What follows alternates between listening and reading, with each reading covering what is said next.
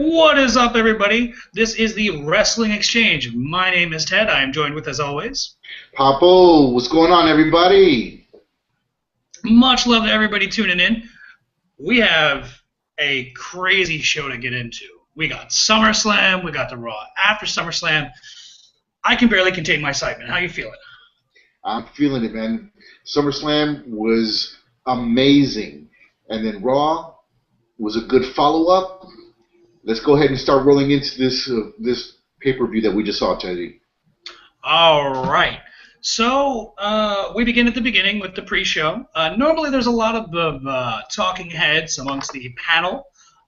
This week the panel, or this month rather, panel was Renee Young, Alex Riley, Booker T, and Ric Flair. But panel was actually cut short because we just launched into a match that basically took up the remainder of the pre-show, which is RVD versus Cesaro.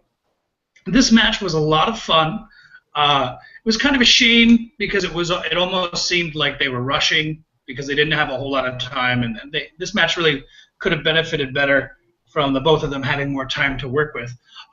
Basically, just a few quick things I wanted to add about that. There was a Rolling Thunder by Rob Van Dam to the outside, or on Cesaro from the mats. RVD went for a Flog Splash like 3 times. So he did it the first 2 times, and each time Cesaro ran up and gave him that European uppercut. And then on the 3rd time, he went for it, and Cesaro caught him in the air with a European uppercut. And then, but then he went for it again, and then he basically got it. Not really much to talk about. That was pretty much that. But moving on, how did you feel about the show, the actual pay-per-view, starting with Hulk Hogan plugging the network on the pay-per-view? Well, we said it before, $9.99. It's a free plug, free advertisement. They do it on the show. They do it all. Gets the crowd going, and especially from Hulk Hogan, you know people are going to go ahead and start getting on the network. If the Hulkster does it, brother, the Hulkamaniacs will do it too. So it was entertaining, very entertaining. What'd you think? I enjoyed it. I know a lot of people actually had a problem with it, believe it or not. And I think it's because a lot of people were saying, why advertise the network on the network? But I think that the people that were complaining about that didn't realize that there are still people getting it from their cable provider. And, of course, there's people probably watching it on an illegal stream. So I guess the idea is for those kind of stragglers who haven't gotten it, and as Paul Heyman said on Raw following it, if you're just too damn cheap to get the network, which it's just a steal. I mean, if you got Netflix, you might as well get the network. It's about the same price, maybe $2 more. Also, they actually have, because the subscription I have is the $9.99 a month with a 6-month renewal or 6-month contract.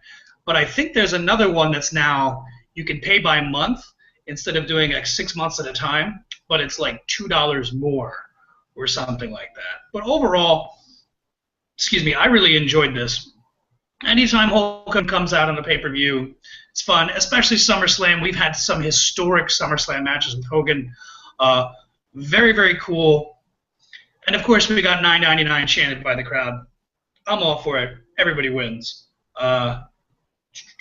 Hey, how did you feel about the opening match, that Intercontinental title match between the Hollywood Miz and Dolph Ziggler? Okay, well, very entertaining. Miz and Ziggler always put on a clinic. I love how they went back and forth and constantly covering up the moneymaker. The Miz had me laughing. Every time Ziggler went for a face shot, he covered up like, oh, no, not the face. It was hilarious. But they went at it, and it was actually really entertaining. I was a bit surprised that usually when a wrestler is out, they'll have what they call ring rust. And Miz was on point with everything. So, I mean, in all, Ziggler got the win. Kudos to Ziggler. And that's going to also come up later on when we go ahead and talk about Raw. Let me get your opinion on this. Oh, man. This was a solid way to start the show off. You know, it's interesting because when you had mentioned the ring rust, I was thinking that myself, and it's almost as if he didn't miss a day. He looks great. I'm with you. I love that. You know, don't hit me in the face. You know, heat. I love it. Just because we want to see that happen, but he's not letting us get it until later on. So it just makes you want to get his ass beat even more. I love the don't hit me in the face heat. This was a great match. These are two guys that actually have a really good chemistry in the ring, I think. There was only one thing that didn't quite make sense, and I don't know whether it was a botch or what, but there was a spot where Ziggler went for these Famouser and got him with it, but then Miz immediately no-sold it and hit him with the skull-crushing finale, and I thought that was it, which was a shame because I was pulling for Ziggler. And the announce team or the commentary team made it seem like he didn't quite get the move, but it looked like he did for me, so I don't know. But all in all, yeah, we got a new champion, and yeah, this match was kick-ass. I mean, there's not really much to go on after that, aside from why did we have to wait so long for this, right? We should have been had Ziggler be IC title for, like, the minute Wade Barrett went out, it should have been right to Miz, but not Miz, excuse me, to Ziggler. That's just another story for another day.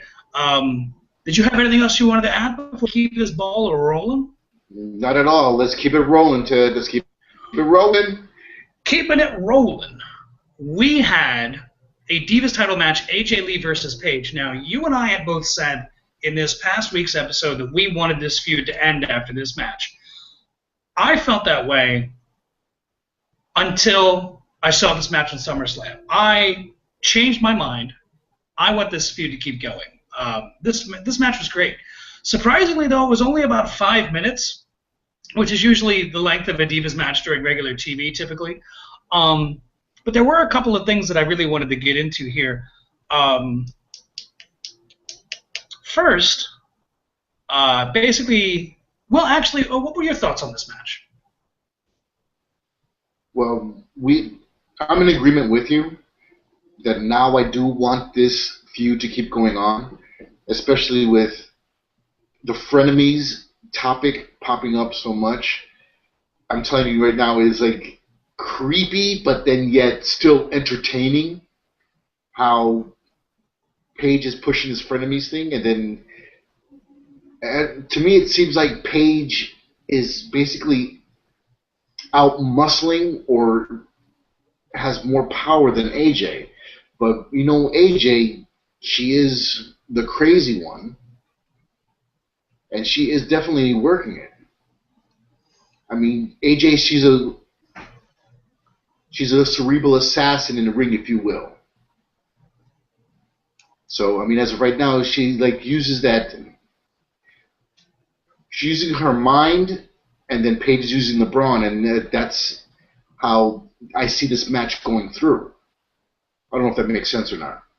No, it totally does, because she did end up powering out of that Black Widow. We'll get to that in a minute, though. I feel like, just like Miz, where Miz has found this kind of Hollywood Miz gimmick, he's finally now figured out how to make it work, right? Just like Wade Barrett when he got the bad news thing. You know, he's just figured out what works. Paige's heel run. Paige as a heel is perfect. She couldn't be any better, right? Because before she was coming out and it was very, very bland, very, very boring. Like, oh, hey, I'm the champion and I like Paige, but I'm here. I like AJ, but AJ's not here, but I'm here. And then we have this series. This match blew the last pay-per-views match like out of the water. Just blew it to hell. This one was really, really, really cool. Basically, as a quick synopsis, the match starts and Paige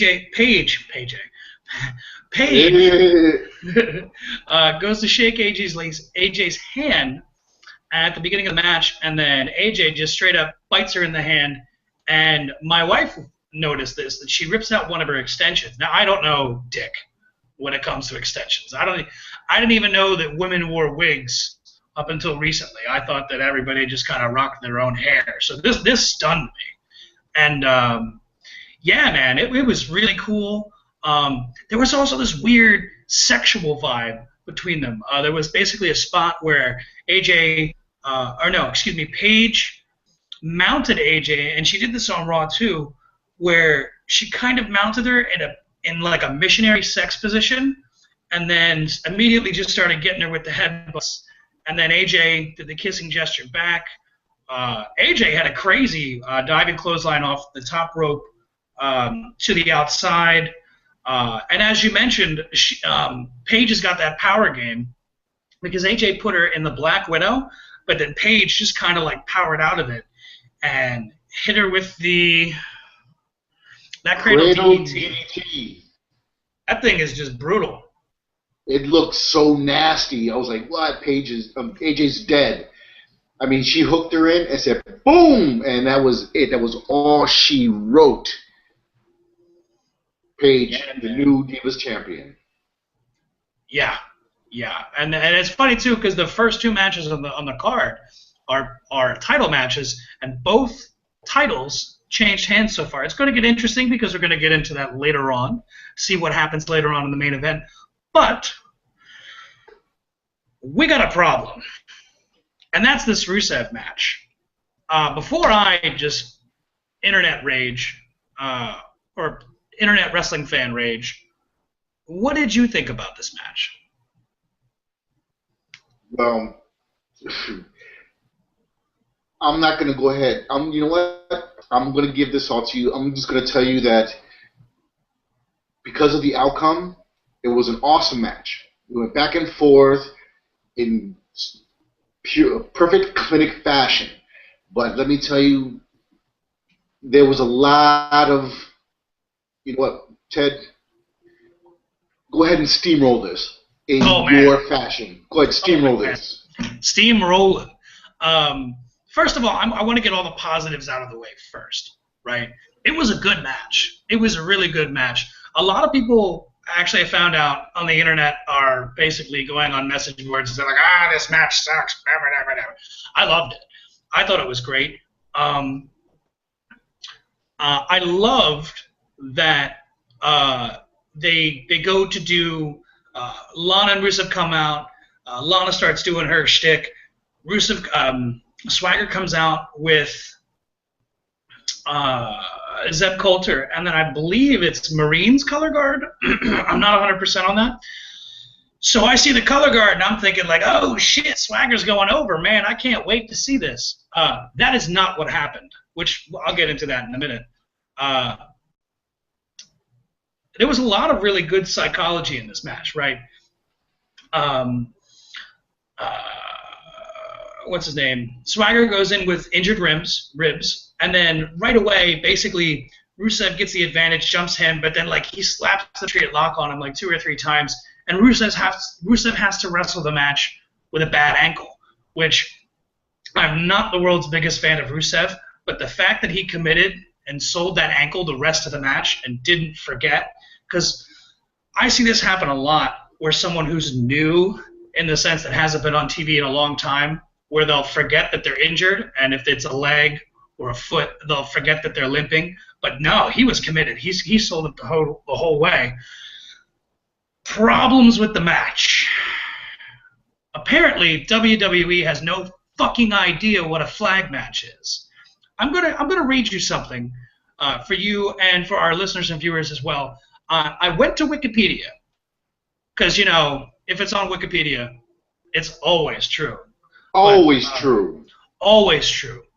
Actually, no, funny story. Wikipedia is actually really good at keeping their shit up to date. I had a friend who basically put a bunch of lies on Wikipedia, and they found out real fast and then contacted him at his computer where he was doing it from, and basically was like, stay the fuck off Wikipedia. So Wikipedia is pretty legit in my mind. And then when people say if you read it on the internet because it's true, you know, if you read it on the internet, it must be true. I do kind of find that funny, but you could say the same thing about print, you know, just because it's in a newspaper or just because it's on cable news. So everything you got to take with a grain of salt. Here's what Wiki says a flag match. Dun, dun, dun. Oh, wait, I got to cue up some music here. Hold on.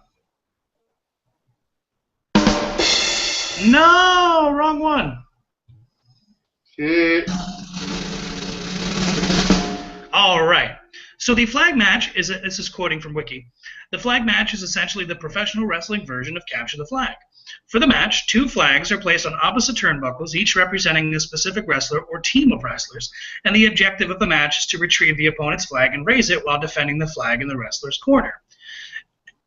There's a second part to this, and this is what they call the anthem match, which I think this is what we got. Now, an anthem match is not a flag match. An anthem match is when it has the added stipulation that the national anthem of the winning wrestler or team's home country will be played in the arena after the match, similar to the Olympic medal celebration.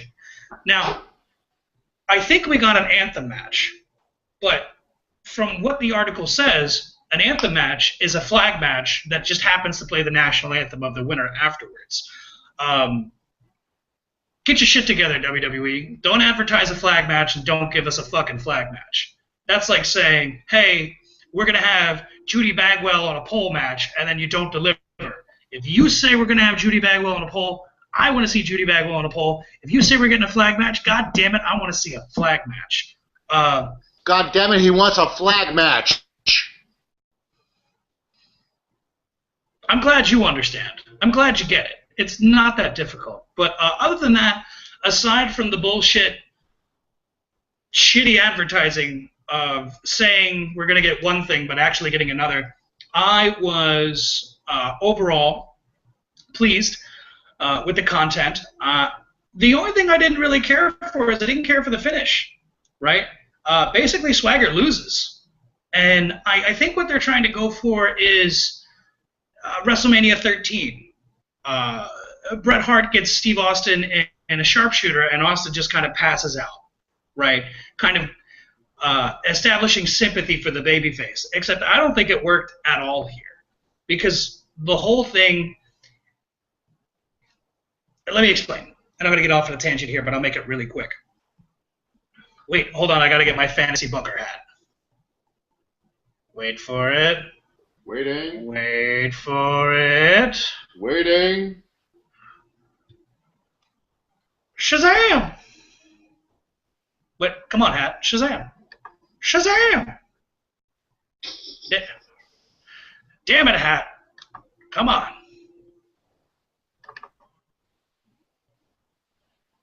I'm getting his hat. 1 second.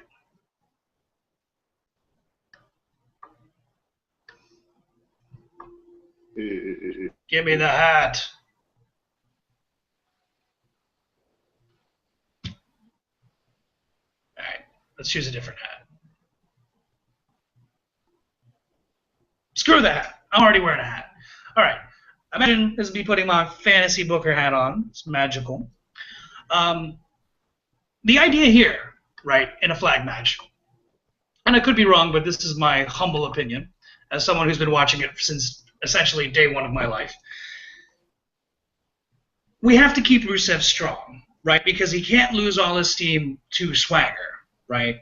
But he doesn't have to be undefeated, but he has to be kept strong. A good way to do that is a flag match. This is perfect. You have Swagger beat Rusev in a flag match by doing the whole get the flag, put the flag, everybody wins, happy, we the people. So that way Rusev loses but doesn't actually get beat, doesn't get pinned, doesn't get tapped out. So still in the eyes of the fans, he still maintains a lot of that steam, a lot of that momentum. I feel like that's what they were going for, and some crazy psychopath who likes to change things at the last minute, Vince, decided not to do that. But overall, those are my feelings. Your thoughts? I'm so done with this feud right now. I mean, Swagger could have easily won this match, but he passed out in the camel clutch. I mean, how many times did he put the Patriot Lock on Rusev? Period. Like 6. Within a couple seconds into the match, he already had the Patriot Lock in. I mean, Swagger was determined to win this match.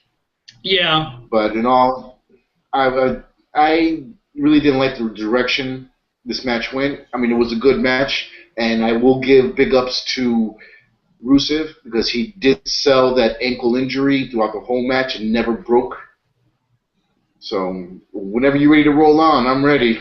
Yeah, and he sold it like a boss. And we're going to get into what happened later on because this feud is changing. I think it's a mistake just because we could get a little bit. Swagger at least needs to get one win. If we're going to build him up as this patriotic, we the people guy, he's got to get some wins. And it's got to be over important people, i.e., the guy he's feuding with, at least one. So I don't know what the fuck they're doing there. But moving right along. Oh, and Rusev kicks Coulter in the head at the end of the match. I like that. And then the Russian national anthem plays. Blah blah blah blah blah. Where's Ivan Koloff? Yeah. Then we had the lumberjack of lumberjack matches. I'm going to go on a limb here, and I really want to hear your thoughts. Was this not the greatest lumberjack match that has ever existed on pay-per-view? This, by far, is my favorite lumberjack match ever. And when I say ever, I mean ever. Let me tell you, I made a point that Ambrose and Rollins, they made enemies with the Shield. So as of right now, there were no favorites with the Lumberjacks, period. So when either one of them went out, they got beat by the wrestlers. And your boy was out there in a Lumberjack outfit. Hell yeah. The intellectual savior of the unwashed masses, I'm talking about Damian Sandow. He was out there dressed like a goddamn lumberjack. It was amazing. I love it. Looking like a small Paul Bunyan. Where's Babe the Big Blue Ox? Hey, how did you feel about the difference between this lumberjack match and your traditional lumberjack match, in the sense that if you're looking at the ring, you have four sides, usually have heels and heels, baby faces and baby faces, or vice versa. Here we didn't get that. They just kind of randomly sprinkled them around the ring, where it's just an even distribution of heels and faces. What did you think about that? That's what you would call a real lumberjack match. They had to have everybody spread out and randomly placed, so it didn't have that traditional heel and face side. So when either one of them went out, both of them got their butts kicked, hands down. And what got me the most is when Rollins made it to the crowd and tried to make a run for it. Everybody. It's like the lumberjacks didn't know what to do. Yeah, because and I'm going to get into the order of things here quickly, just because it really does go into that. Basically, Ambrose and Rollins start the match, and it just starts crazy. Rollins gets dumped to the outside. He gets thrown back in. Ambrose gets dumped to the outside, and I don't know if it was Heath Slater or Sin Cara that tried to bring him in, but Ambrose just was like, "Get the hell off me," and just started throwing punches. I thought it was awesome. Yes, and it you're was. right. I've never seen a lumberjack match where the fight just overwhelms, where the lumberjacks just suck at their job, because it went out into let's see here. It went out into the crowd, into the stands, and then they didn't bother to do a 10 count, which I thought was really, really odd, because it's basically the same type of match. Let's see. Basically, Kane comes out and orders the lumberjacks to get them back. They bring them back into the ring. Ambrose, there's this one spot, and I really want to know what you think about this, where all the lumberjacks kind of met at the bottom of the ramp, right by the ring, and they kind of had Seth Rollins in like this crowd surfing deal where he's up on their shoulders and they're holding him up, and then Ambrose just dives off the top rope like a madman. How cool was that spot? That spot was awesome. I mean, the lumberjacks caught him at the tip of the ramp, and they took him. They did their job finally by, I should say, crowd surfing all the way to the ring. And then as soon as they get to the ring, we have Ambrose in the top rope just diving off onto everybody. Everybody goes down. It's pandemonium. It was great. Awesome spot. big ups to Ambrose on that one. Seriously. And quickly, I also want to get into this too, because I've noticed that this is a trend. When we talk about cage matches, right? And I'll explain. I expected initially that we weren't going to get a lumberjack match. I expected initially like a cage match, but I'm assuming that's where they're going to blow it off, probably Hell in the Cell. Storyline and psychology-wise, whether it's a cage, whether it's elimination chamber, whether it's Hell in a Cell, whether it's any type of stipulation that would prevent outside interference, when they do, for example, when the Wyatts attacked John Cena at Elimination Chamber, how the fuck did they get in there? They weren't supposed to get in there. They don't have that supernatural vibe. They're not Kane. They're not The Undertaker. And in a lot of ways, when we have that outside interference, when someone comes into the cage, anything like that, I wonder if that kind of hurts the expectation, because now everybody expects to do a spot like that. Like, for example, once you leave the Hell in a Cell, every match has to leave Hell in a Cell. They all have to go outside of it, which is kind of stupid, because the whole point in kayfabe is to keep the guys in so that way you can actually get an actual finish, right? Whether it's the good guy, whether it's the bad guy, you actually get a resolution. Here, though, we got resolution, but at the expense of the Lumberjacks. Do you think, as awesome as this match was, that it hurts the idea of a Lumberjack match in the same vein of someone being able to interfere in like a cage or Hell in a Cell? In a sense, yes. But if the Lumberjacks would have done their job initially, they wouldn't even made it to the crowd, and they would have stayed in. The match would have ended in the ring. Well, it did end in the ring, but I mean, there would have been no outside interference. But the outside interference did add that entertainment value to the match. I mean, it was supposed to be a straight hardcore match, but the Lumberjacks added that je ne sais quoi to that match. For those of you who don't know, and I only know this because I took like 3 years of French, he just said that I don't know what. Not to be confused with je ne sais pas, which means I don't know. Je ne sais quoi is I don't know what. I'm sorry, continue. Thank you for that translation, Ted. Est-ce que je peux aller à la toilette? You gotta go wee. Yeah. So that finish, where Ambrose is chasing out the last of the Wyatts, and then bam, Seth Rollins gets him with the Money in the Bank briefcase. Ref turns around, pin 1, 2, 3. Oh shit! You know what? We forgot. Ambrose went for the curb stomp to Rollins. How excited were you for that? Yeah. How excited were you for that? I was like, what? That actually had me standing up, because I was not expecting that at all, and he did it fairly well. So I mean, I was waiting for that to be the end all of this grudge match.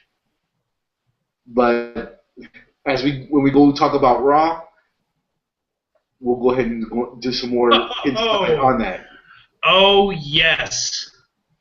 Excuse me. Oh yes. But anyway. Yeah. So that was that.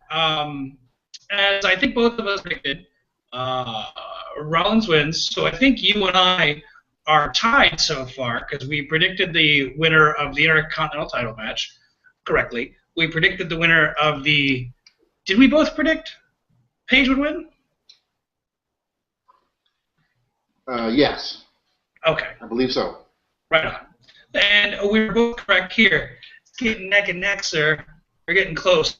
I'm going to fall off, though. I got wrong on one of mine, so we're going to get into that, too. Y2J versus Bray Wyatt. What did you think of this match? This match was, I believe, awesome. Let me tell you, Bray won clean. I was not expecting that at all. I mean, he took it to Jericho like nobody I've seen before. And it was an awesome match. But let me tell you, for Wyatt to win clean, that threw me completely off, and I enjoyed it. So I enjoyed it. were you more surprised that he won clean? Because I'm getting the impression that it was more so that it was a clean, hands down, middle of the ring victory. That he won clean. Oh. That's what I'm impressed with. Yeah, I'm with you on that. I felt too that he had to win, right? And a lot of people are going to harp on his program was seen at WrestleMania, and I think he should have won as well. But here, this is the perfect feud to have, because as much as I like the idea of him competing with Cena, him competing with Jericho is a little bit better, right? Because Jericho's not the franchise. Although I think he's a 6-time world champion. God knows how many times he's won the tag team champions with like 18 different fucking people. He holds the record for the most intercontinental title reigns, which is just really cool. I think it's up to 9 times. So I think for him to get the win on Jericho is really, really important, because it establishes that, yes, not only can he get the job done, but he can get the job done on his own. And that had to be done sooner or later, because otherwise the fans would lose, I don't want to say faith, but they would lose excitement into the investment of their emotions into Bray Wyatt, being that, well, if he only wins when he cheats, which most heels should do, like, for example, a la Randy Orton, should cheat to win all the damn time. Seth Rollins should cheat to win all the time, do the chicken shit heel thing. Bray Wyatt's a different monster entirely. He's the prototypical monster heel, except he can talk, and talk really, really well.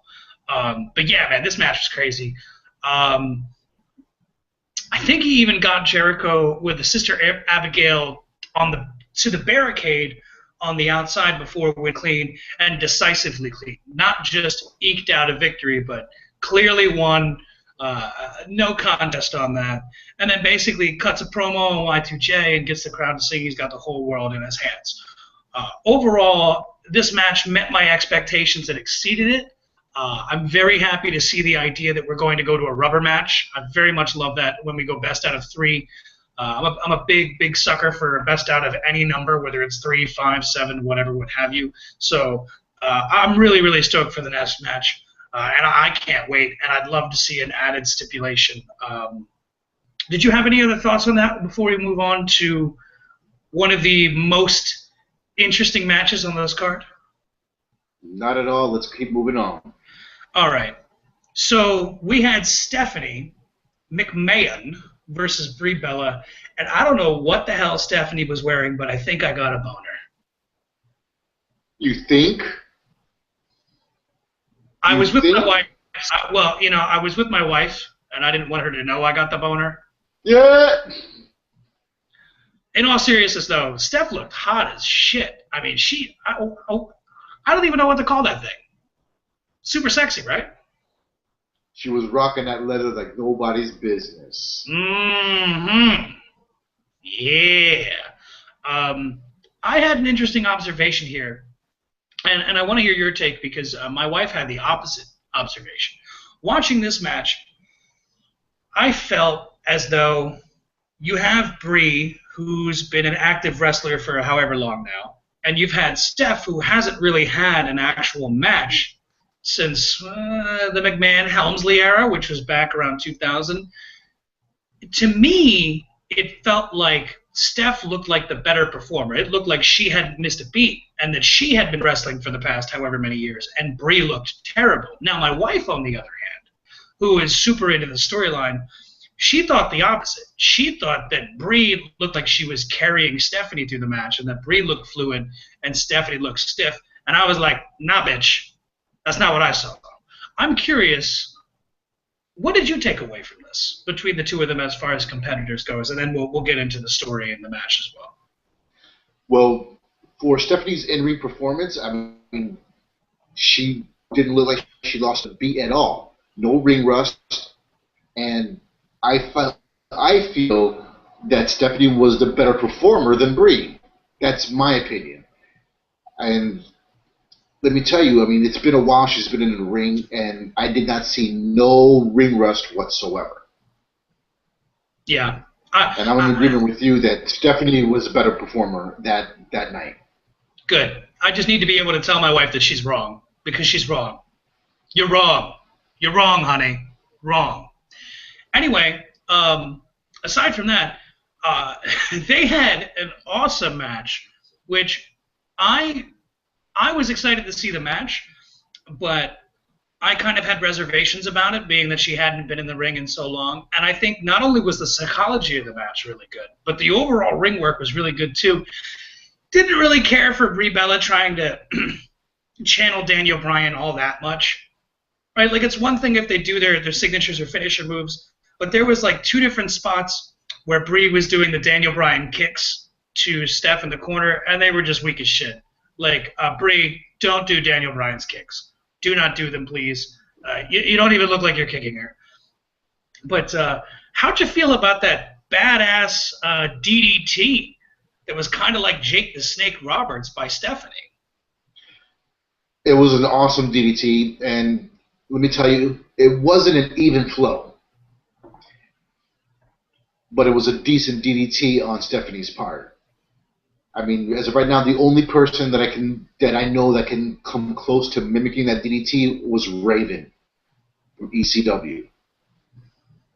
But other than that, it was a decent DDT, and it looked nasty. Let me tell you, Stephanie was on par at SummerSlam with everything. I'm going to go out on a limb here and say that she practiced that with Jake. And the reason why I say that is because it was literally a carbon copy of the Jake the Snake DDT. She gets her in the DDT, and just a split second, right as she starts to drop it down, she does the slap on the back, which was every time Jake the Snake did it, it was slap, bam, every time. I don't know if that's just a little communicator to the person, like, hey, I'm dropping you on your face now. But it was awesome, just awesome, and she looked awesome, and the finish. Ho, ho, ho! Ladies and gentlemen, my name is Ted, and I am the advocate for awesome wrestling angles, and you heard it here first. Papa, what did they hear me say? You called the twin backstab. Big ups to Ted. Big ups to Ted. Big ups to Ted. He called the Mickey Twist. Ted. He called that backstab a long time ago, and we've been riding on, and we've been waiting patiently, and that wait came through. Yeah. Break it down for him, Ted. Break it down. No, seriously.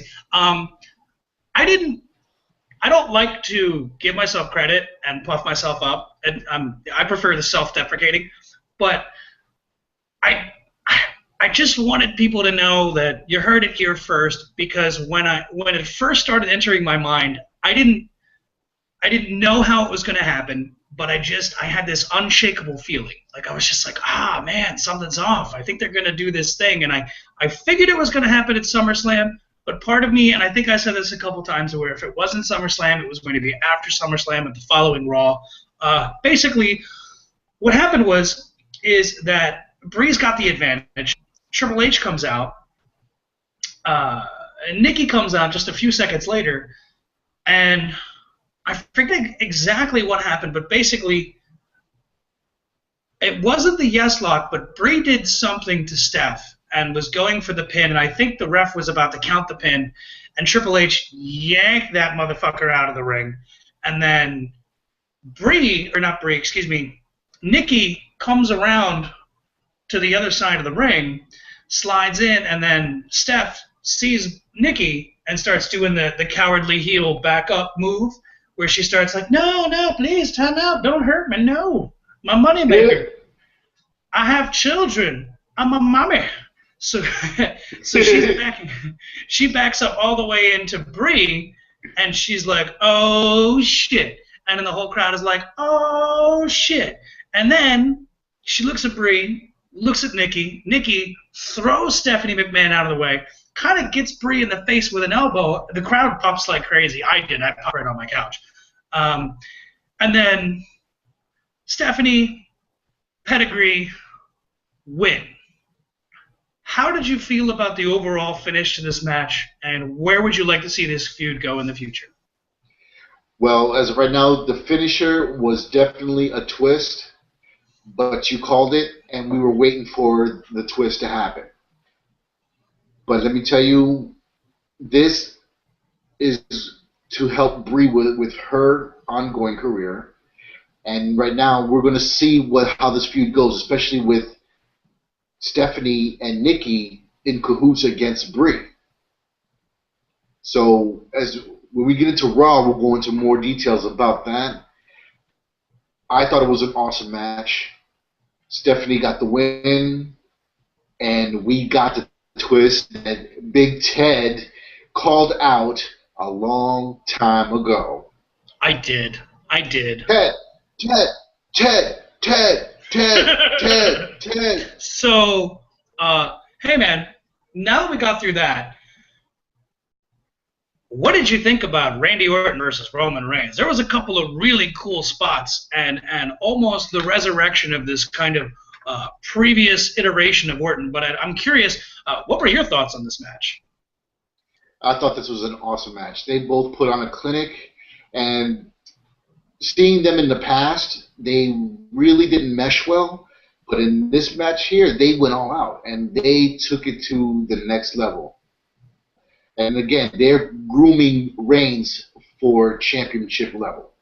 And wasn't there a spot where there's supposed to be like a documentary on The Shield? Yeah. I don't know if you've seen that advertisement or not. I think that goes up on the network today. I don't know. I'm definitely going to check it out, though, because I'm a huge Shield fan, or was a huge Shield fan. Sad face. Yeah, man, this match was killer. Let's see. Basically, overall good. I know a lot of people, and I actually wanted to get this out of the way. A lot of people are complaining that Reigns' moveset is limited. And when they say that, they're immediately saying things like 5 moves of doom. Which, when you think about it, everybody in the WWE has the 5 moves of doom. I challenge anyone to go back and look at any superstar, specifically main eventer or champion, that has not had a 5 moves of doom. Macho Man had it, Flair had it, Hogan had it, Cena has it, Daniel Bryan has it, Punk has it, Triple H has it, Orton, Kane, Undertaker, everybody. Everybody does the 5 moves of doom. I think that's just more aligned with, the WWE TV style, right, where it has to be presentable in a certain fashion. Do you think this is a problem? Because I don't. I think his moveset is just fine. Yeah, it's fine. I mean, we know they have a moveset, and they stick to it. I mean, whatever works for them, and whatever gets a pop from the crowd is going to work. So I'm all in favor for the 5 moves of doom. Yeah. I just like, when it comes to the 5 moves of doom, I just don't like when it becomes step-by-step, wash, rinse, repeat. Like, for example, never try to clothesline John Cena, because if you try to clothesline John Cena, he's going to get you in that... shoulder tackle. No, not that one, because it's the back spin out bomb, then shoulder tackle, Oh yeah, no, you're right. It's the 2 shoulder tackles, then the back suplex spin out bomb thing, 5 knuckle shuckle, attitude adjustment. So I don't like that. Right, and I think that's where the complaint is that it becomes very formulaic. Oh, he's going to do this move. Oh, then it's time for this move. Then it's time for this move. But I think when you can mix it up, that's when it gets exciting. Like, go for the move, and then you go for the second move, and then the other guy cuts you off. They did this very well. I want to say the other day was Sheamus and whoever the hell Sheamus wrestled last week. But that was they really did that well. But so long as they break it up, it's cool. I love Randy Orton, right? I think he's underrated. And I think that's only because he was pushed down our, I don't want to say down our throats so long, but he's had 10 years of title runs without perfecting the character. Because now we have the end game Randy Orton. Like, we had the Legend Killer. Then we had the Viper. And then that evolved into the Apex Predator. And now he's... What is he now? He's the Randy Orton. Like, now he's figured it out, just like everybody else. And through all those iterations, subtle move changes. He's added moves, taken away moves and added moves. So I think that Reigns can add moves as well. But Orton's amazing, and he did this. I'm a big fan of his Snap Power Slam. I think him and Goldust have the best version of it. Reigns goes for the spear, and then Orton does that Snap Power Slam, and I don't even think Reigns knew that was going to happen, and it was awesome. He also went for the punt kick. I'm a big fan of the punt kick, and I seem to remember something along the lines of it was a banned move because people were getting legitimately hurt. I'm curious, what do you think about the punt kick, and should he bring it back? Well, I figured that the punt kick is Randy's last resort. I mean, everybody has their finishers, but if somebody can't get their finisher, there's something, their plan B, if you will. If you will. If you will. But, but I mean, as of right now, I love the punt kick. It has taken out so many wrestlers, and it's just disgusting to watch. I mean, I've seen his leg. I've seen it in slow motion where their head snaps and his leg bends, and it's just disgusting for real, man. It is too, and it's funny because it's one of those moves where I don't know how you do that move without fucking somebody up. It's just, he clearly makes contact. He doesn't do that thing where he does kick and he slaps his thigh. Doesn't do that. You hear his boot hit the guy's head. He connects with it. I don't know how the hell he does it without hurting him, but I'm with you. I think it's super impressive. But overall, he goes for the punt kick. Reigns dodges, goes into the ropes, comes off with spear. Roman Reigns for the wins. Are you satisfied with this ending? Yes, I was, and I did call this match. And I believe you chose Randy for this one. I did. I chose Mr. 10-time champion Randy Orton. I just didn't think that Reigns was going to get it. I thought that they were going to hand him a first real singles loss, in a sense of just really having him beat and then build sympathy. But that didn't happen. And, yeah, I was cool with it. I wanted them to win, but, I would have been fine either way. If you can't have a good match with Randy Orton, I don't know. You must be doing something wrong, because that guy's freaking amazing. That's all I have to say about that. I have some angry ranting to do in just a moment. But did you have anything else you wanted to add before we go on?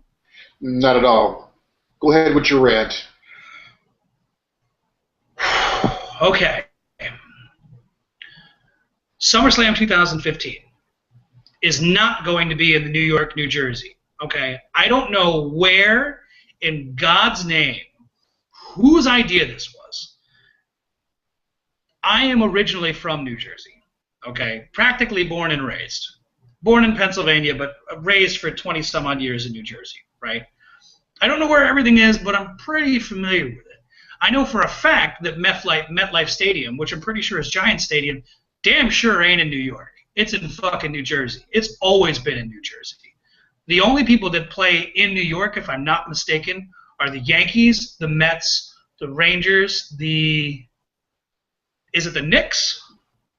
Well, I don't watch basketball, so I don't know. Whatever the basketball teams are, and I believe the Jets play in New York.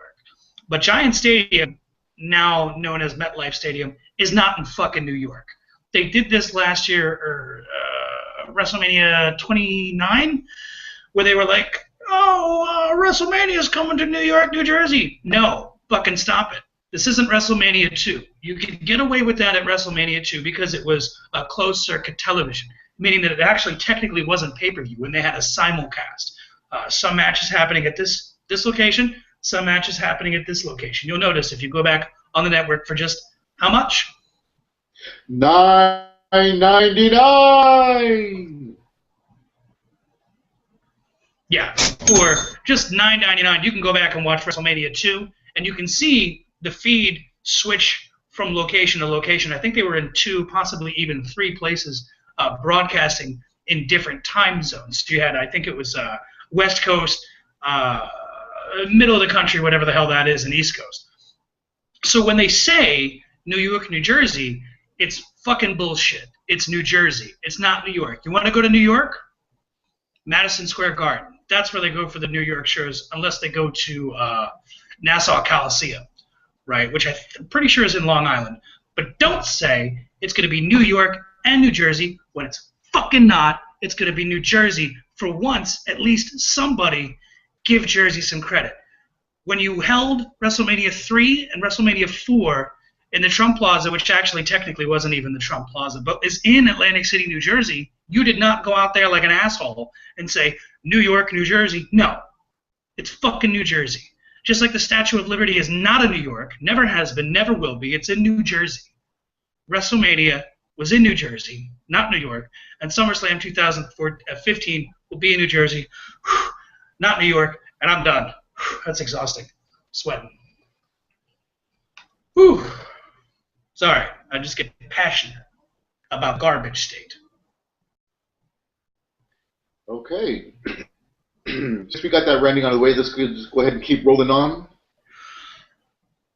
We got to see maybe the greatest main event, and I'm going to go out on a limb here and say the most ridiculous main event in SummerSlam history. John Cena versus Brock Lesnar. We're going to get into this real quick. Basically, long and the short of it is, Lesnar made John Cena his bitch and took his lunch money. What did you think about this match? We both called this one, so John Cena was a victim. Can you say prison bitch? He butt fucked him. John Cena got decimated. Belly to back suplexes all over the ring. Brock Lesnar took it to him like nobody's business. I've never, ever seen John Cena get dogged that bad. And when I say dogged, go ahead. Have you ever seen a champion get dominated for 17 minutes straight in a championship title match? Have you ever even seen that with a champion? Can you even think of one? No, I cannot. None at all. Yeah. So, Michael Cole said that there were 16 suplexes. I went back and I counted. Michael Cole, you're technically right, but you're also wrong. Because I'm right. Basically what happened is we had one vertical snap suplex, which I say vertical because a snap suplex isn't really a vertical suplex, but it's a qualifier in people's minds. So we had one regular snap suplex, and then 15, 1-5, which, by the way, I'm going to get this out here. A lot of people are suggesting that this was a suplex, a German suplex for each championship reign he's had, world title reign. And I think that's very interesting, and I don't know if we're reading into that or it just happened to be 15. Have you noticed, which, by the way, in the weeks leading up to this match, John Cena would come down the ramp doing this. Now, from his perspective, 15. But he knows better. He performs on television. When the camera sees this, this looks like 51. Did that piss you off, or am I just an angry wrestling fan? As long as he can see it, he doesn't really care. So we see 51, he sees 15. We see 0 now. Yeah, this match was just, I loved it. A lot of people didn't like it. Basically, uh, Lesnar kept going to the German suplex. He did it 15 times, and he basically kept telling referee Charles Robinson, count him out, call the match. I'm going to kill him. Die, John, die. And the ref's like, he doesn't want to quit. Paul Heyman at one point says, Charles, do something, throw on the towel. He's going to kill him. Charles, he's going to kill him. A lot of people didn't like it because they felt that it was repetitive. And in fact, at one point in the match, there was boring chants, which I think were just drunk fans. Because if you think about it from a storytelling perspective, and I'm just going to put on my Magic Fantasy Booker hat real quick, and I want to know if you agree with me on this. Here's the guy who beat the streak, right? Arguably the greatest non-title non-title achievement that has ever existed in sports entertainment, professional wrestling, whatever you want to call it. So here's the guy who comes in and he just manhandles The Undertaker. There was a little bit back and forth, but he legitimately manhandled him. The Undertaker did have a concussion, and he did absolutely go to the hospital after the show, which Vince McMahon rode with him to an ambulance. That's a shoot. That really happened.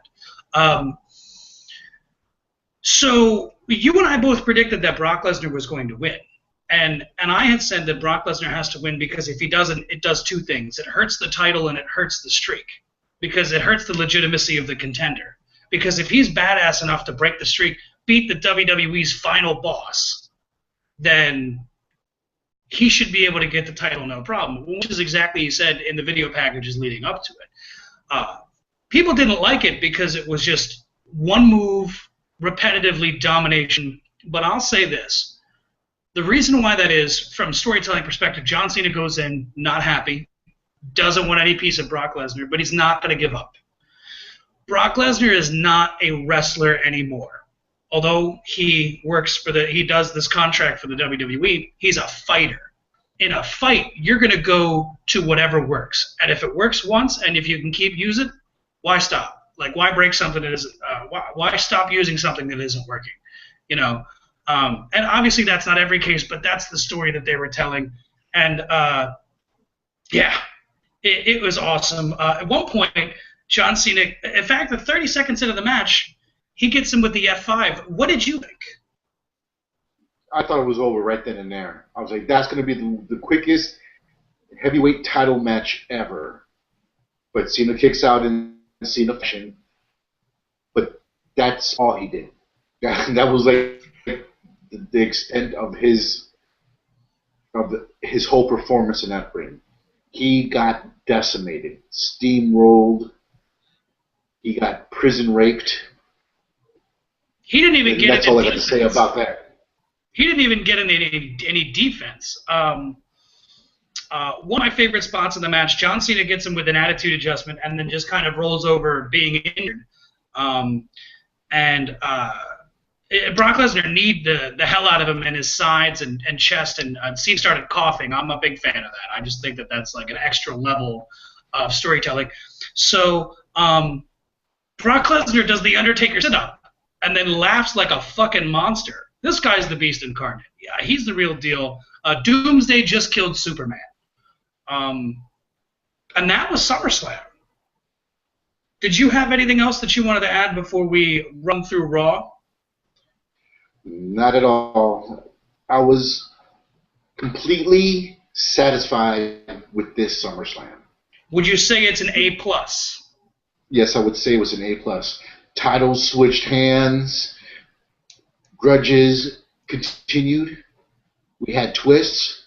Everything a pay-per-view should have. Not a single title defense. Not a single successful titles defense. And that's always cool. We're going to quickly move into Raw. Basically, show starts up. Stephanie comes out to Daniel Bryan's music where it says step, step, step, which I thought was amazing. She invites Nikki Bella to come out. She comes out, and they basically go over the reason for Nikki Bella turning on Brie. Basically, we were supposed to be a unit. We were supposed to be a team. I mean, for God's sakes, we're twins. But you wanted to have sex with the goat-faced guy. Brie comes out, And I don't even think Brie has any sort of clothing that does not say Brie mode on it anymore. I don't know. I think that was weird. Um, Basically, she's like, I could forgive you for that. And Nikki's like, forgive me, and then just bitch slaps the hell out of her. Brie leaves crying. Awesome segment. And then we had, I'm going to name this tag team the World's Strongest Show. Big Show and Mark Henry. Nice. Well, I was debating between World's Strongest Show or I forget the other one. That's why. That's why I chose this one. So World's Strongest Show versus Luke Harper and Eric Rowan. This match was much better than I thought it was going to be. I thought it was going to be terrible. I thought it was pretty good. What did you think? It was pretty good. I enjoyed it. It's good seeing Big Show back, and then him tag teaming up with Mark Henry. That is a disgusting tag team right there. I believe they've teamed up before in the past, but let me tell you, on Raw, they actually had a nice flow, and to go ahead and have them toss around the Wyatts, and there was even a spot where, was it Luke slammed Big Show? Eric Rowan. Yeah, Rowan slammed Big Show, and I was quite impressed with that. So let me ask you a quick question, right? When we're talking about tag teams, and they're kind of trying to beef up the tag team division, this is a tag team that I think only makes sense. Just two monster behemoths. Would you like to see these guys stick around in a tag team fashion? Oh, yes, definitely. I mean, they've got the muscle and the size just to go ahead and actually make a decent run with the tag team titles. I would hate to see them go against the Usos because, let me tell you, both the Usos equal with the Big Show's legs. And you know what? That is true. Also, surprisingly enough, they got the win. I didn't see that coming. I thought they were going to lose decidedly, but that's pretty much that. Then I'm going to skip ahead here. We had probably my favorite backstage segment with Renee Young, maybe ever. Seth Rollins' interview. What did you think about that, man? Okay. Well, taking a step back, they have the ALS Ice Bucket Challenge, which is right now running rampant on the internet, mainly on Facebook. So we had the interview with Renee and Rollins, and out of nowhere, Renee disappears, and all of a sudden you see the ice bucket being poured over Rollins. Let me tell you, his face was classic and hilarious. So Rollins turns around, and it's Ambrose, and he goes, "What? It's for charity," and then throws the bucket in his face, bounces off his face, and proceeds to beat on him. It was awesome. I had laughed so hard. I had to watch it again. I rewinded it like 3 or 4 times just so I could see that bucket hit Rollins' face. It was awesome. And not just the bucket hit his face, but just his reaction where he dumps it, and then because all he wants to do is just essentially beat up Seth Rollins forever and ever. But just the fact that he's so calm in the, what? It's for charity. And then just starts beating the shit out of him. I'm with you. I thought it was amazing.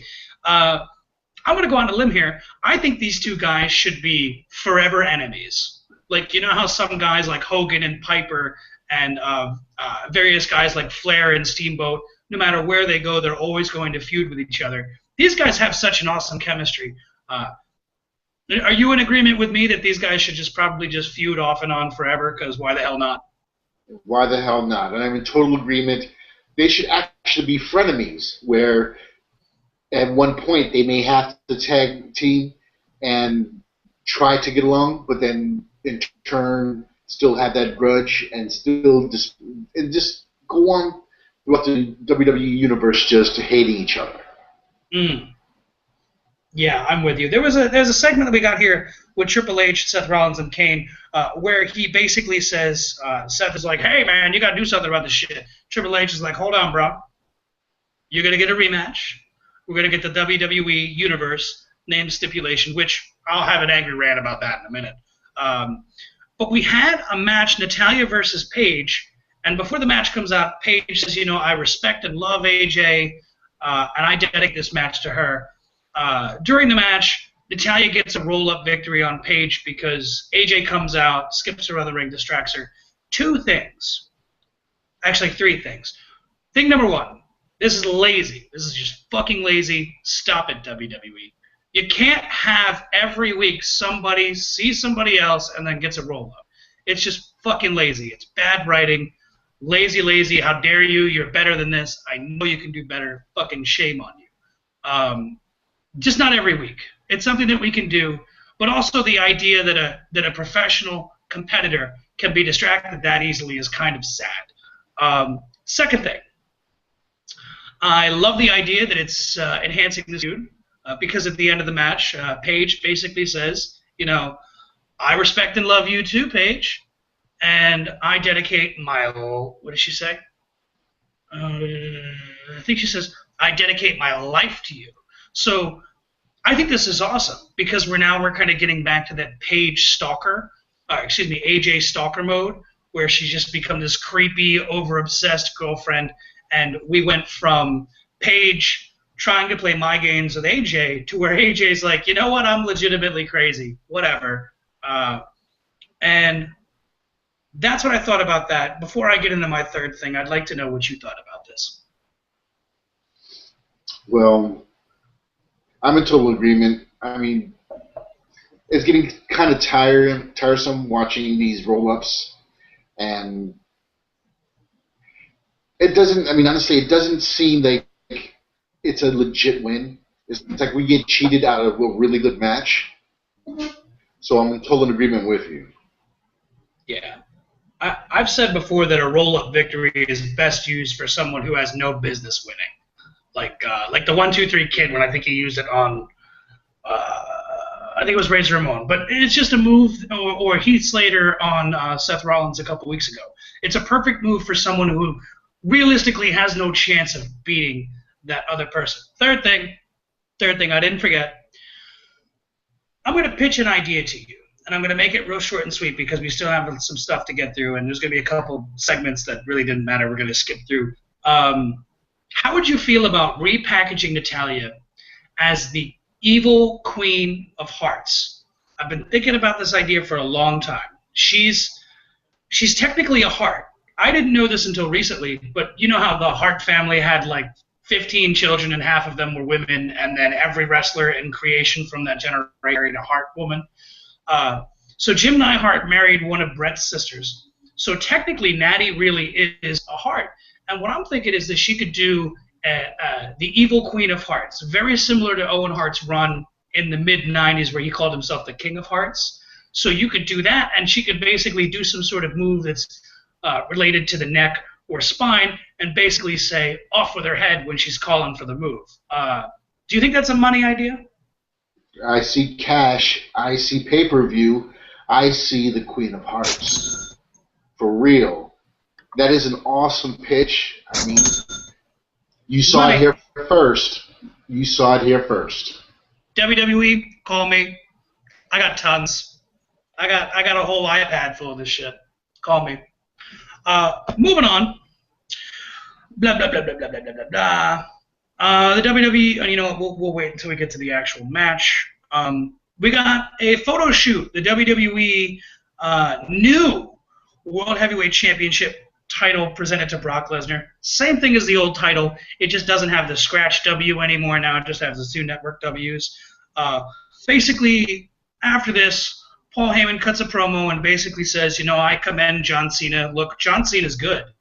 And if I would have had it my way, he could have been a Paul Heyman guy. But John Cena walked in a hero and left a martyr. He who dies with the most street cred still dies. A, how much did you enjoy this segment? And B, do you think it's going to be a problem when they attempt to control Brock Lesnar down the line, and they may have to possibly bring in someone just to stop him? Yeah, I foresee them having issues with them trying to control Brock Lesnar. I mean, he has a history of just being just a complete ass and just talking crazy crap about everybody. I mean, as right now, I don't see anybody that would actually give him a run on the roster at all. But I did want to mention that Heyman did state that he does respect John Cena now. Yeah. And which I I think, give props for that. Yeah, and definitely big ups to Cena. I respect him too. I think he's a good person. I actually don't mind his ring work. I just think that the character has had bad booking and is a little stale, and we either need for him to take serious time off. Let's think about it this way, because I was just watching Roddy Piper's DVD earlier. Roddy Piper would come and go, right? He would be around for a few months, and then he'd leave for a few months. The reason why he did that is because he was always fresh. He never got old. He always did the same shit, but because there were frequent periods where we didn't see him, much like what Jericho's doing now. He's here, he's gone, he's here, he's gone. Part-timers aren't a bad thing. It's best for business. And I just think we need to be refreshed, a little bit of a new John Cena. I don't think we're ever going to get that heel turn. That ship has passed. The opportunity for that would be to lose 2 WrestleManias in a row to The Rock and then turn heel, but that just didn't happen. Paul Heyman also mentioned Brockonomics, eat, sleep, suplex, repeat, and I know for me, I love coffee. I'm going to make a shirt that says eat, sleep, coffee, repeat. I have an idea. So I'm going to mention a few names, possible contenders, not saying that these guys could be legitimate threats, but guys that they could put in the ring with Lesnar for the time being until Daniel Bryan comes back, because I don't think Reigns is the right guy. I don't think he's there yet. And that's not me saying he isn't ready, but I don't think that we could buy him beating Lesnar yet. Right? I think the only guy that could beat him right now that we could get behind, we could actually believe, is a Daniel Bryan or a CM Punk. CM Punk ain't here, so I'm going to say Daniel Bryan. So I'm going to name a few names. Mark Henry, Big Show, Ryback, Rob Van Dam, Christian, and Sheamus. That's a list of guys that I've kind of compiled in the past couple of days thinking about it as to possible contenders. And ladies and gentlemen, comment down below. Tell us who you think would be an interesting opponent for Brock Lesnar in the meantime until the return of Daniel Bryan. Did you have any that you wanted to mention before we move on? I wanted to throw in there Randy Orton. I believe Randy Orton can actually go ahead and at least give us some sort of offense, sorry Cena, against Lesnar. That would be good. That'd be a damn good match. All my money, WWE. All my money.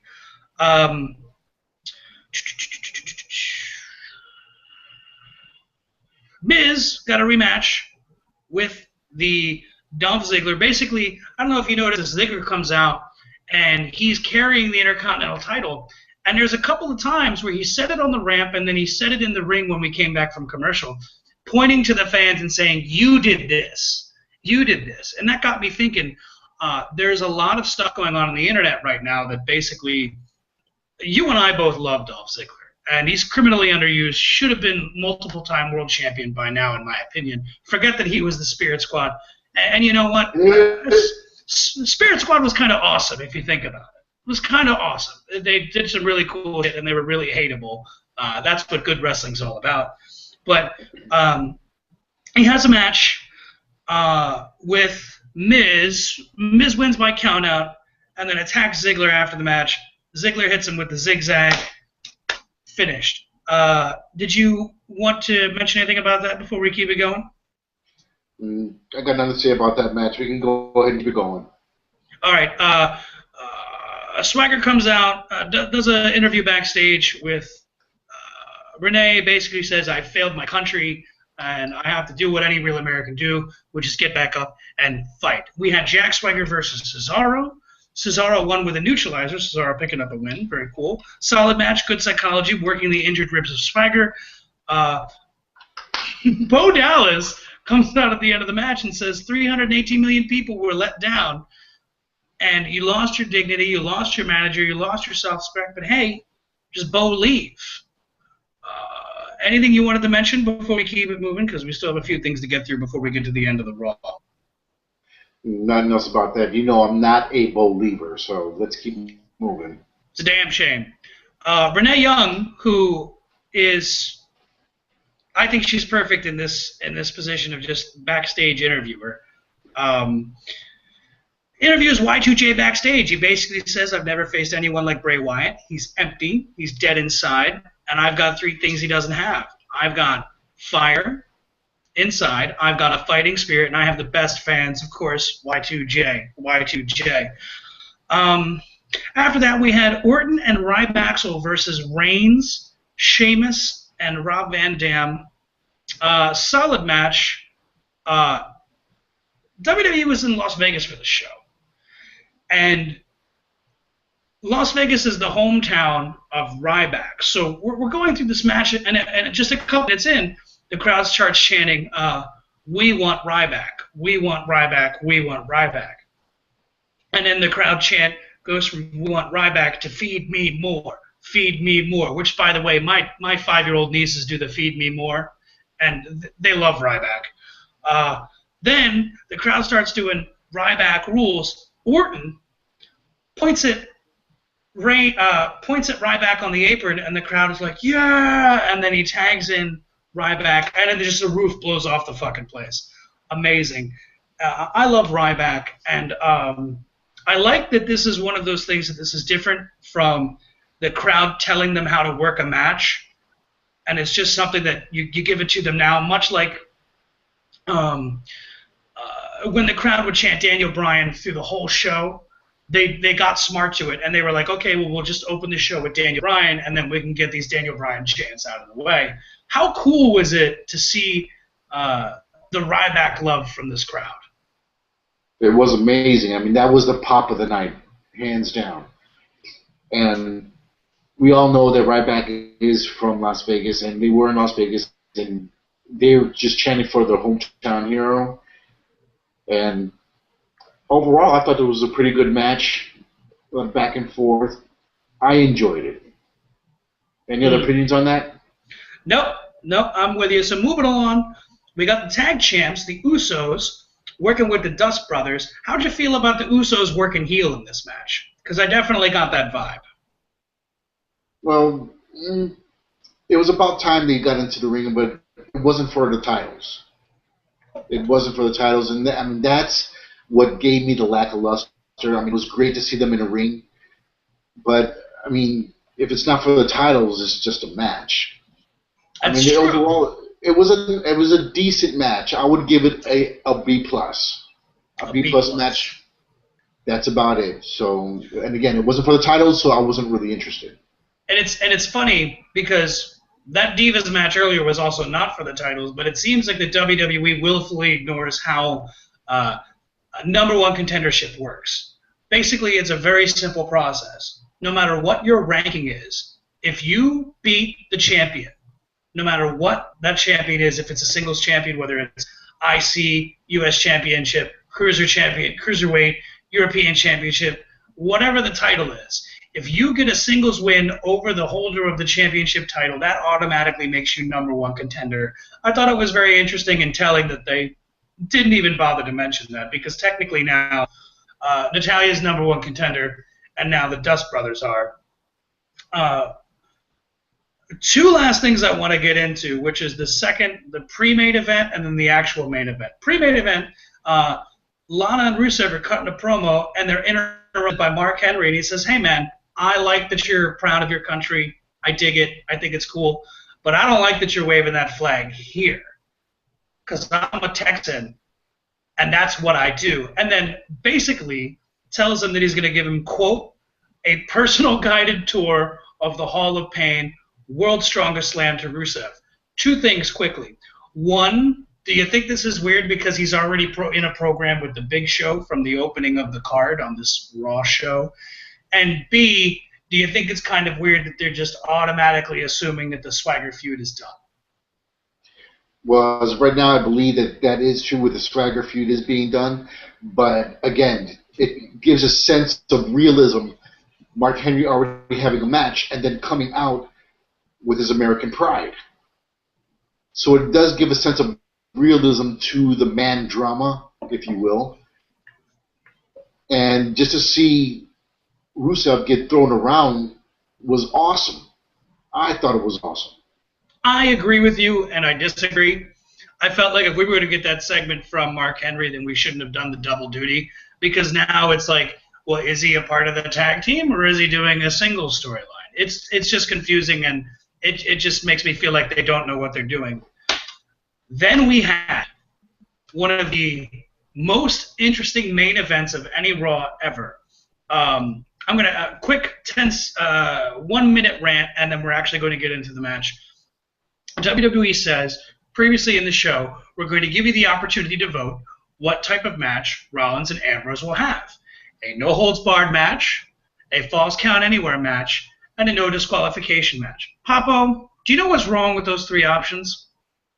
What's wrong with those three options? It's the fucking same! They're all the same! Listen, a no-holds-barred match is just another way of saying no disqualification. That's it. There's no difference there. And a false count anywhere match is a no disqualification match where, wouldn't you know, false count anywhere. So I just really think that this was fucking stupid. I mean, obviously they're hedging their bets, but people, when the WWE treats you like you're fucking stupid, when they ask you to participate in the poll, don't participate, because that's just fucking nonsense. I can understand if they do like two options are really just the same and one's not, but no, when all three options are the fucking same, it's insulting and it's garbage. So we had false count anywhere match, Dean Ambrose versus Seth Rollins. What did you think about this match? Well, honestly, I didn't like the outcome, but the build-up was awesome. I mean, these two, they work so well together, and as we were stated earlier in the show, that they should have an ongoing feud. I am in total agreement. But let me tell you right now, just that I'll go into more detail when we get to the finisher. Oh, yeah. You want to go ahead and provide your views? Yeah, just a quick synopsis. First, I thought it was amazing. I honestly felt like we were getting a pay-per-view match for free, and I don't like the idea of giving pay-per-view matches away for free. But now with the network, it's kind of weird because they're not getting that $60 a month from each person from the cable provider, or 50 or 45, whatever it is. So it's weird. It's new. I haven't quite figured out how I feel about it. I'm tempted to say I don't like it, but I don't know. So basically, a quick synopsis. Fight spills out into the crowd almost immediately. Then it goes to the stage. Then the fight goes down the ramp. It goes back into the ring. Ambrose body slams Rollins. This is the coolest body slam I've ever seen. He grabs Rollins with the chair, and he holds the chair behind Rollins' back, then does the body slam, which looks like it's messed up the chair severely. Rollins sends Ambrose headfirst into the chair that's wedged in the corner. Rollins hits him with the kendo stick. They both go for a double crossbody. Ambrose eventually lands a few kendo stick shots, kendo stick Russian leg sweep. Then, like a fucking madman, he throws at least 8 chairs into the ring. I actually rewound and counted. He throws 8 chairs into the ring and then tries to superplex Rollins onto the pile of chairs, only for Rollins to kind of like sunset flip over him and then give him a running powerbomb on top of the 8 chairs. Kane shows up. Rollins pulls out a table. Ambrose gets the superplex finally, but he does it through the table. Then suicide dive onto Kane and Rollins. Rollins at some point went outside.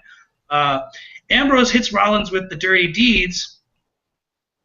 Then Kane pulls Ambrose out of the ring. More chaos. Ambrose does his run across both commentary table spots. And then Kane chokeslams Ambrose on the commentary table. Didn't break. Nope. And then curb stomp onto the table. Then the finish, the coup de grace, if you will. Rollins tells Kane to finish it. And Kane lifts up the timekeeper's table. And what is under the table? Cinder blocks. A Mother pile of cinder blocks. Kane holds Ambrose's head right on it, and I'm thinking, okay, Rollins is gonna go for the curb stomp. Ambrose is gonna move. He's gonna hurt his ankle, and then Ambrose is gonna like dirty deeds Kane, and then roll up Rollins or something like that. No, Rollins does a running curb stomp on Ambrose, and head and arm kind of go through the cinder blocks. I thought this was a really cool way to end the show, and I think EMT showed up and the show goes off the air. I think this is something to get Ambrose off of TV for a while. Quickly, what were your thoughts, and did you prefer the outcome? Well, I was actually happy with the outcome. I mean, they both sold it awesomely, but let me tell you, it was disgusting to watch. I thought, you know what, Ambrose is going to be out for quite some time with that one. If he's back on SmackDown or Raw within the next couple episodes, I will be surprised. But that had to be the worst curb stomp I've ever seen. Yeah, and it really would be a bad use of it because we're supposed to believe now that he's out, right? I mean, we saw him get his head kicked through cinder blocks. I'm going to pose an interesting scenario, and then we'll get into our discussion topic. Wouldn't it be awesome, because we talked about how going away and coming back is fresh. It keeps someone not boring, not stale. Wouldn't it be awesome is if Ambrose off TV for like however many months, and then finally Rollins gets the balls to cash in, and then the commentators put over the fact that, well, Ambrose isn't here, he's out of commission, and then Ambrose literally is seconds away from cashing in, or Rollins is seconds away from cashing in, and then Ambrose shows up.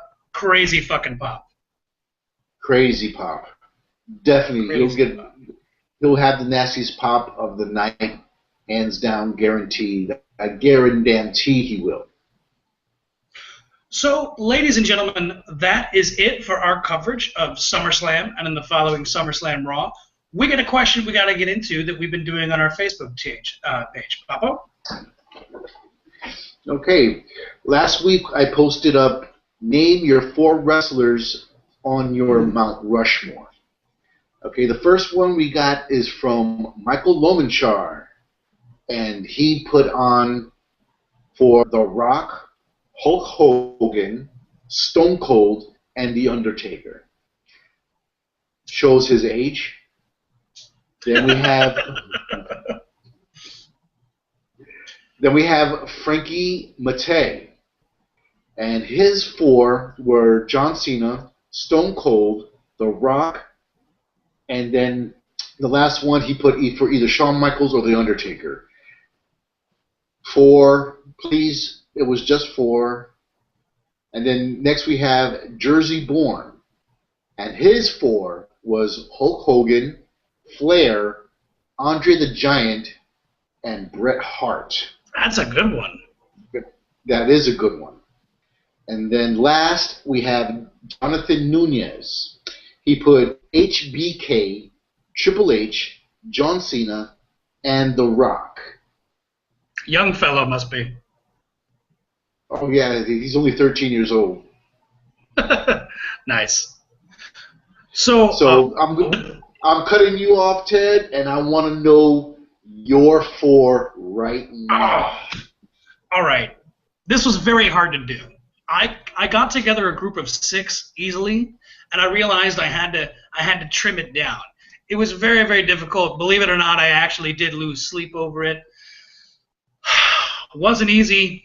Really wasn't easy. But actually, at the end of the day, I had to set up certain criteria to make it to my 4. And here is my Mount Rushmore.